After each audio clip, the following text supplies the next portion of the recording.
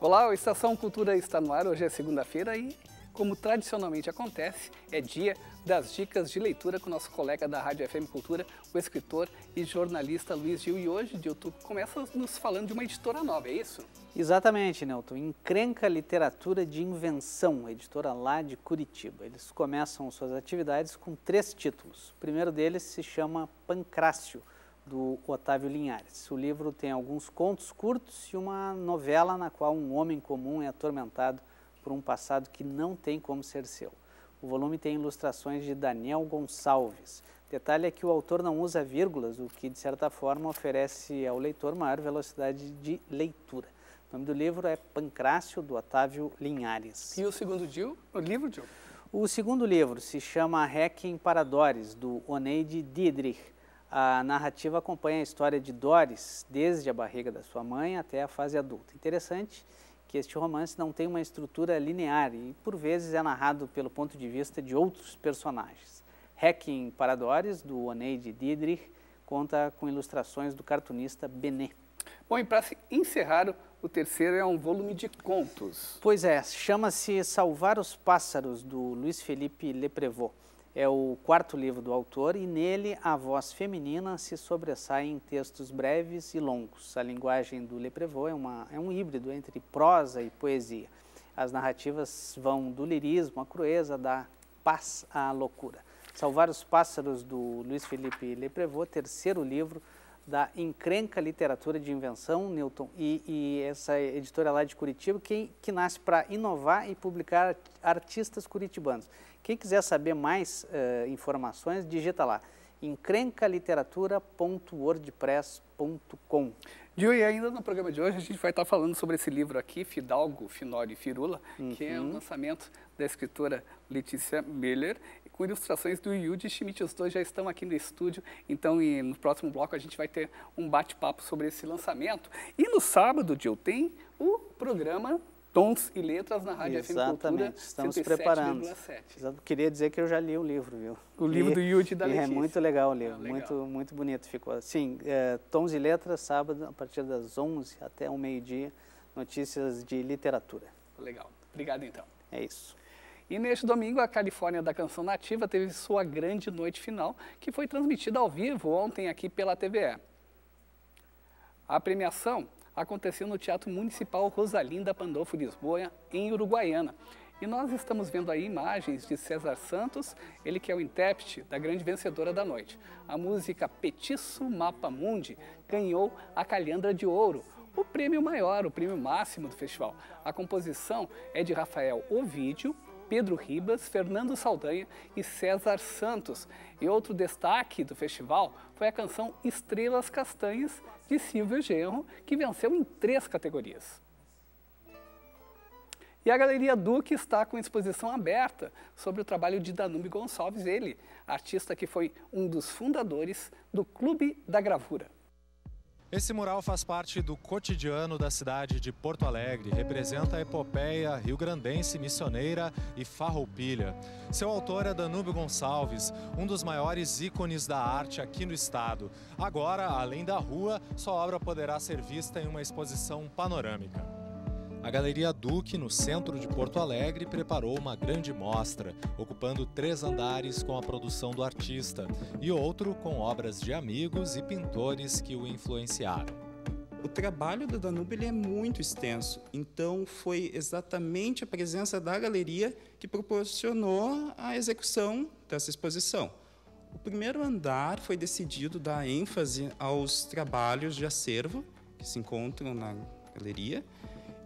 O segundo andar, ele apresenta todo o poder que o Danúbio tem, né?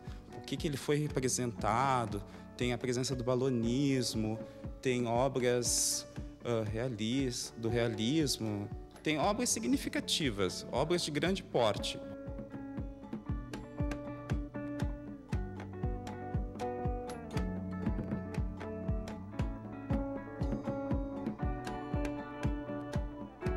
No terceiro andar, nós temos uma parte que nós meio que criamos esse nome, né, que é um andar censurado.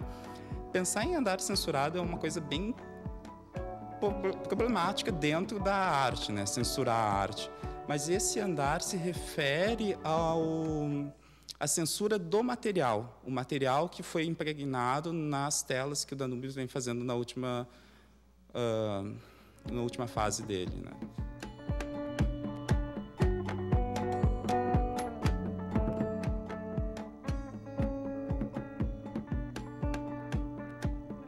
Boa parte da produção de Danúbio Gonçalves está espalhada pelo Brasil em grandes museus e coleções particulares.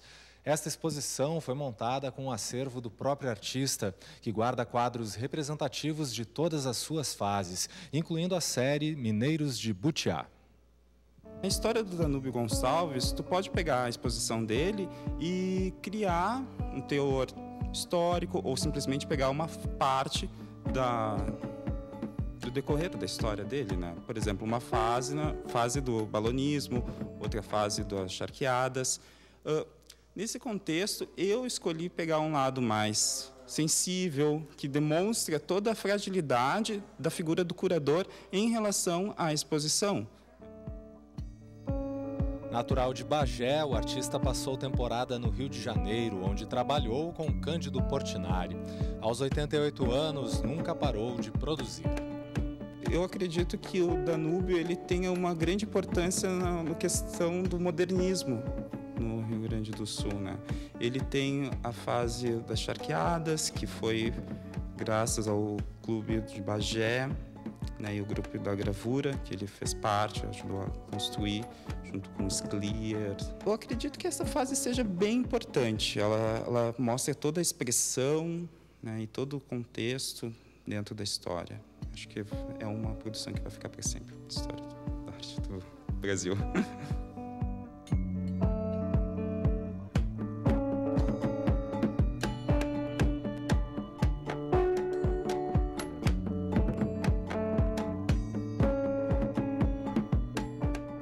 Continuamos falando de artes visuais e entre artistas consolidados e estreantes, a exposição Um Novo Horizonte, que está em cartaz na Galeria Tina Zápoli, traz diferentes visões e técnicas contemporâneas.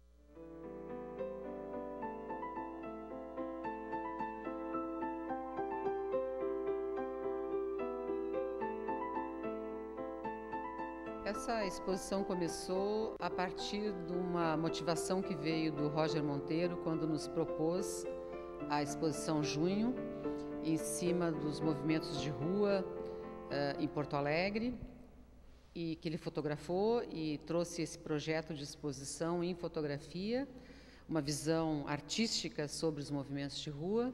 E, a partir daí, a gente agregou outros artistas que já trabalhamos há muitos anos e alguns novos que estamos trazendo pela primeira vez do Rio de Janeiro, de São Paulo e principalmente de Florianópolis, com quem nós não tínhamos trabalhado até então.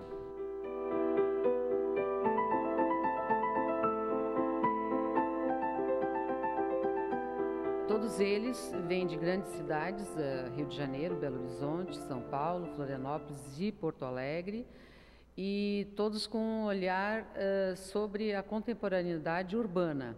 Então, é uma concentração de artistas falando de um mesmo olhar, né? Com exceção talvez do Itelvino Ian, que é uma coisa, que é um rapaz que mora na zona rural do Rio Grande do Sul, mas o trabalho dele também é um trabalho orgânico, que fala em qualquer linguagem, qualquer ordem, qualquer nível de linguagem.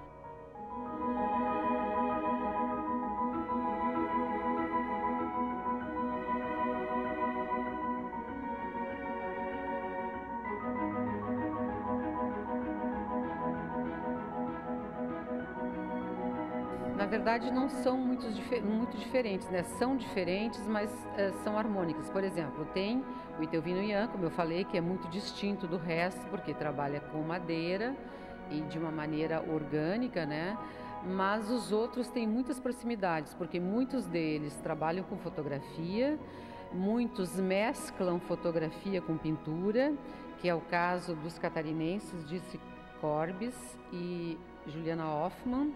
Então, por exemplo, o Felipe Cretella e o Marinho Neto trabalham a fotografia como pintura, então tem muitos que transcendem ou transpõem barreiras e fronteiras, né? E alguns, então, que estão mais nas pontas, como é o caso dos escultores, o Etelvino Ian e o Jorge Leite. A Sala Junho, que foi a motivação inicial dessa exposição, né, é uma sala de fotografia do Roger Monteiro, com uma visão estética dos movimentos de rua, onde ele fala, onde ele mostra principalmente o movimento, naturalmente com um olhar de artista, né, com a valorização da cor, do movimento, e são 11 fotografias numa sala única, e aí tu vês a possibilidade que ele tirou do movimento dessas aglomerações e essa coisa, o lado belo desse conglomerado humano.